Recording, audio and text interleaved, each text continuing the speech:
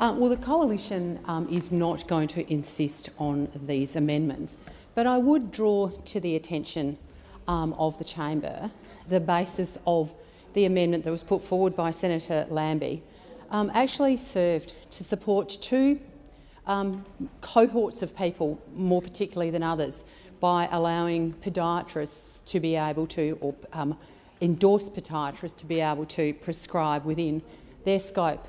And that was to make sure that people who live in rural and regional areas, who often don't have access to a GP, who have gone to their podiatrist, are able to get access to the medications that they need on the PBS. Because let's not forget, this is not about allowing podiatrists to prescribe.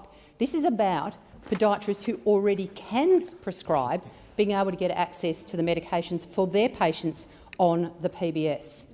The other group of people who are most impacted by this are older Australians. We know that older Australians rely on having their feet looked after more than younger Australians, and also Australians who live with disability are more likely to need the services of a podiatrist.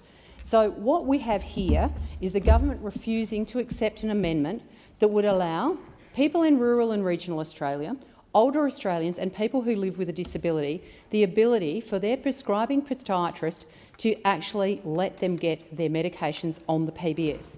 So now the only options that remain, because they've refused to let this amendment go through, is they can either pay full tote odds for those medications, or they've got to go and make a second appointment and go and visit a GP so they're able to get those medications on the PBS. I think this is an absolutely egregious decision by those in the other place not to allow this amendment to go through, and I absolutely commend Senator Lambie for putting it forward and also acknowledge the fact that the Greens supported this amendment. But we won't stand in the way of nurse prescribers being able to prescribe in the same way as I've just outlined for podiatrists, because we obviously want to make sure that the people that are able to get their prescriptions via that mechanism are able to get it on the PBS. But I think the government needs to have a very, very close look at some of the pettiness of their decision-making, particularly when they have not even responded to the scope of practice review that was handed to them nearly 2 years ago that actually outlined why this was so important. But as I said, we won't stand in the way of this because we believe nurse prescribers should be able to prescribe to make sure that more Australians are able to get access to cheaper medicines. This move by this government not to accept this amendment is actually making sure that medicines are more expensive, not cheaper medicines, more expensive medicines than they would otherwise be able to get if you'd let this amendment go through. Listen to Senator Anne Ruston cut through the Canberra spin.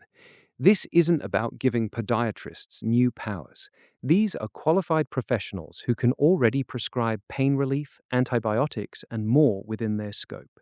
But their patients can't access the PBS subsidy. Rural Aussies without easy GP access, older Australians, and people living with disability end up paying full price or booking a second appointment just to get the same medicine cheaper. Ruston calls it straight. This is an absolutely egregious decision by those in the other place not to allow this amendment to go through. The Coalition backed Senator Jackie Lambie's fix. The Greens supported it too. It passed the Senate, but Labor knocked it back in the House. They want more consultation, even though the scope of practice review has been gathering dust for nearly 2 years. This is petty bureaucracy at its worst. Medicines end up more expensive, not cheaper. Extra trips for patients, more pressure on busy GPs. Rural and regional Australia, older Aussies and those with disabilities cop the cost while the government plays politics. They were happy to expand nurse prescribing, but blocking the same common-sense access for podiatrists. It shows where their priorities really lie. Patients deserve better than this foot-dragging.